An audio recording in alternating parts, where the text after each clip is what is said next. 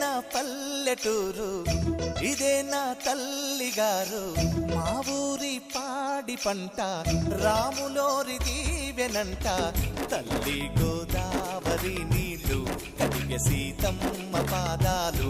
ఊరంతా hi hi hi, మనసంతా hi hi hi.